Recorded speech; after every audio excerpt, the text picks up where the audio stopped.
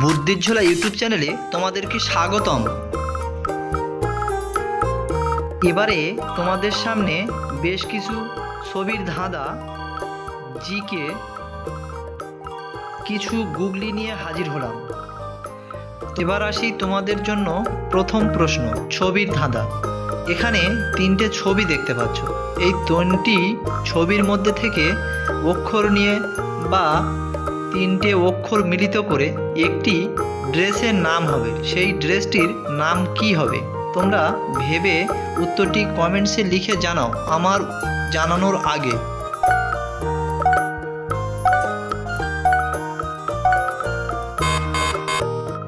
এখানে বন্ধুরা তোমরা কি উত্তরটি পেরেছো?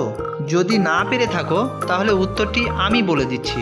এখানে দেখতে পাচ্ছ প্রথমে যে ছবিটি ওটা ছিল নো মানে না, তারপরে ইংরাজিতে লেখা ছিল ইর বাংলায় হচ্ছে হর্ষই, তারপরে হচ্ছে টি, তাহলে হয়ে গেল নাইটি। ভিডিওটি ভালো লাগলে একটি লাইক অবশ্যই করবে। এবার তোমাদের সামনে 2 নম্বর ছবির ধাঁধা। তোমরা স্ক্রিনে তিনটে ছবি দেখতে পাচ্ছ।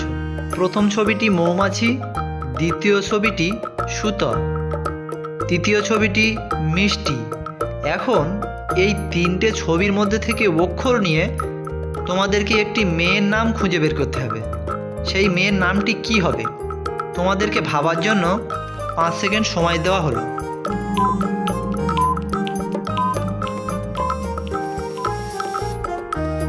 তোমরা কি উত্তরটি ভেবেছ? যদি পেরে থাকো তাহলে খুব ভালো, আর যদি না পেরে থাকো আমি তোমাদেরকে বলে দিচ্ছি। এখানে প্রথম ছবিটি মৌমাছির ময়ৌকার নিলাম, দ্বিতীয় ছবিটি সুতার দন্তস্বর হ্রস্ব নিলাম, তৃতীয় ছবিটি মিষ্টির ময়হস্য নিলাম। তাহলে হয়ে মৌসুমী। মৌসুমী হলো বাংলাদেশের একটা জনপ্রিয় নায়িকা। তোমরা কারা কারা চেনো অবশ্যই কমেন্টসে লিখে জানিও। এবারে তোমাদের জন্য 3 নম্বর ছবির ধাঁধাটি হলো, এখানে একটি ফুলের ছবি আর একটি জামের ছবি দেখতে পাচ্ছ।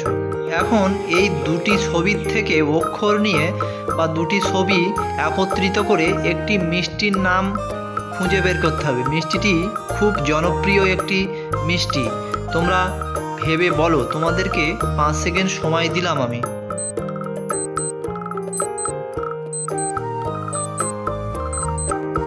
আশা করি উত্তরটি তোমরা সবাই পেরেছো। যারা যারা পেরেছো অবশ্যই ভিডিওতে একটা লাইক করে দিও, আর যারা পারোনি তারা অবশ্যই একটা ভিডিওতে সাবস্ক্রাইব করে আমাদের সঙ্গে জুড়ে থাকো। তাহলে আমরা উত্তরটি তোমাদেরকে এই মুহূর্তে জানিয়ে দিচ্ছি। মিষ্টিটির নাম হলো, তোমাদেরকে বলেছিলাম প্রথম ছবিটি ফুল, কিন্তু কি ফুল বলিনি। ফুলটি হচ্ছে গোলাপ, তার সঙ্গে মাঝখানে একটা যোগের চিহ্ন আছে, তারপরে জাম, দুটোতে একত্রিত মিলিয়ে হয়ে গেল গোলাপজাম।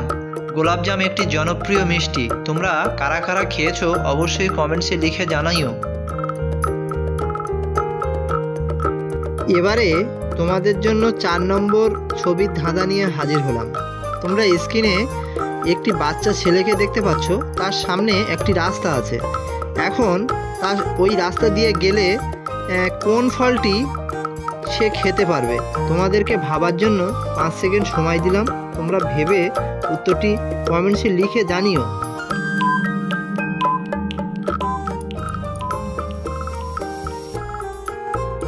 তোমরা কি রাস্তাটি খুঁজে পেলে?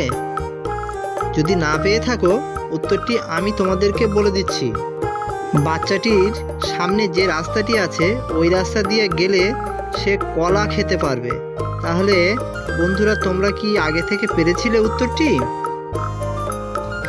বন্ধুরা এবার তোমাদের জন্য কিছু জিকে প্রশ্ন নিয়ে হাজির হলাম। তোমাদের জন্য এবারে 5 নম্বর জিকে প্রশ্ন। কোন দেশের ক্যালেন্ডার বাকি দেশগুলোর থেকে 7 বছর পিছিয়ে রয়েছে?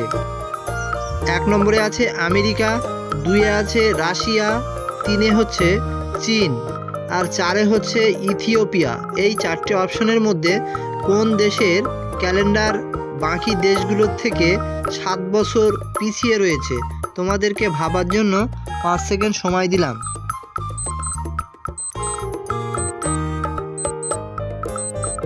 উত্তরটি তোমরা কি পেরেছো? যদি না পেরে থাকো তাহলে আমি বলে দিচ্ছি, কিন্তু বন্ধুরা চ্যানেলটিতে যদি নতুন হয়ে থাকো তাহলে একটা সাবস্ক্রাইব করে অল নোটিফিকেশনটা অন করে দাও, যাতে এরকম ভিডিও তোমার কাছে সবার আগে পৌঁছাতে পারে। সঠিক উত্তরটি হলো ইথিওপিয়া। ইথিওপিয়া বিশ্বের সমস্ত দেশের থেকে 7 বছর পিছিয়ে আছে। এবারে আসি 6 নম্বর জিকে প্রশ্নে। লিপস্টিকে কোন প্রাণীর রক্ত মিশ্রিত করা হয়? অপশান এ কুকুরের, অপশান বি শূকরের, অপশান সি বাঘের, অপশান ডি হরিণের। এই 4টি অপশানের মধ্যে কোনটি সঠিক উত্তর তোমরা অবশ্যই কমেন্টসে লিখে জানাও।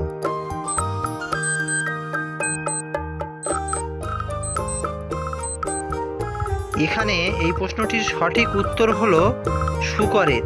লিপস্টিকে শূকরের রক্ত মিশ্রিত করা থাকে। তোমরা যারা জানো না অবশ্যই প্রশ্নের উত্তরটি জেনে গেলে। তোমরা কারা কারা ব্যবহার করো লিপস্টিক কমেন্টসে লিখে জানাবে। বন্ধুরা এবার তোমাদের জন্য 7 নম্বর জিকে প্রশ্ন। কোন কবি কবিতা লেখার আগে সাদা জামা পরে নিতেন?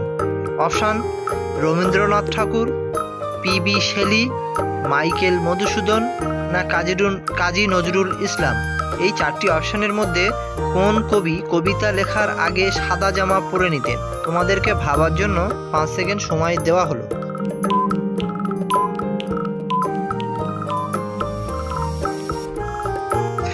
এই প্রশ্নটির সঠিক উত্তর হলো পিবি শেলী। পিবি শেলী কবিতা লেখার আগে সাদা জামা পরে নিতেন। এবার তোমাদের জন্য 8 নম্বর জিকে, একটি মজাদার জিকে। দেহের কোন অঙ্গে ঘাম হয় না? অপশান এ চোখে, অপশান বি ঠোঁটে, অপশান সি নাকে, অপশান ডি হচ্ছে গলায়। এই 4টি অপশানের মধ্যে কোন অঙ্গে ঘাম হয় না? তোমরা বলো তো, তোমাদেরকে ভাবার জন্য 5 সেকেন্ড সময় দেওয়া হলো।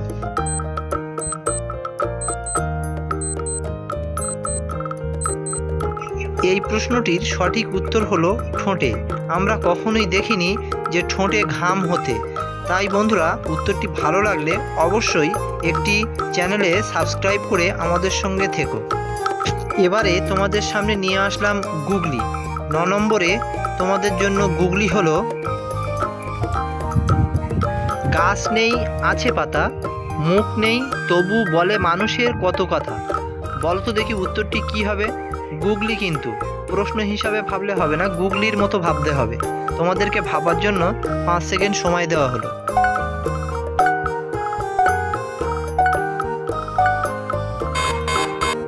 গুগলিটি তোমরা কি তোমাদের মাথার মধ্যে আনতে পেরেছো? যদি না আনতে পারো কোনো সমস্যা নেই, আমি বলে দিচ্ছি। আমি প্রশ্নটি তোমাদের সামনে আরও একবার বলছি। গাছ নেই আছে পাতা, মুখ নেই তবু বলে মানুষের কত কথা। এই গুগলিটির সঠিক উত্তর হলো বই।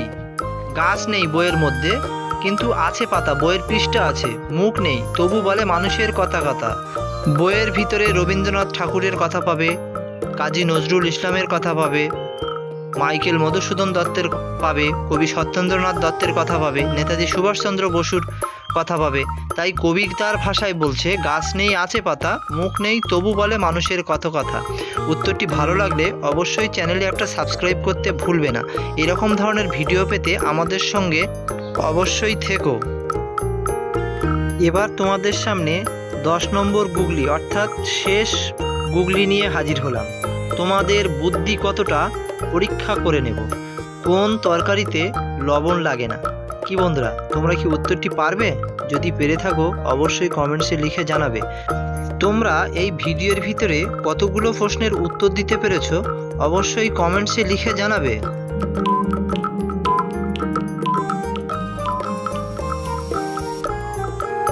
তোমরা কি এই প্রশ্নের উত্তরটি পেরেছো? না পারলে আমি বলে দিচ্ছি এই প্রশ্নের সঠিক উত্তর কি হবে। সঠিক উত্তরটি হলো 100% নোনা ইলিশ। ধন্যবাদ সবাইকে। সমুদ্রের নোনা ইলিশের তরকারি রান্না করতে গেলে লবণের প্রয়োজন হয় না। আজ এই পর্যন্ত। Subscribe, share, like and comments করতে ভুলবে না।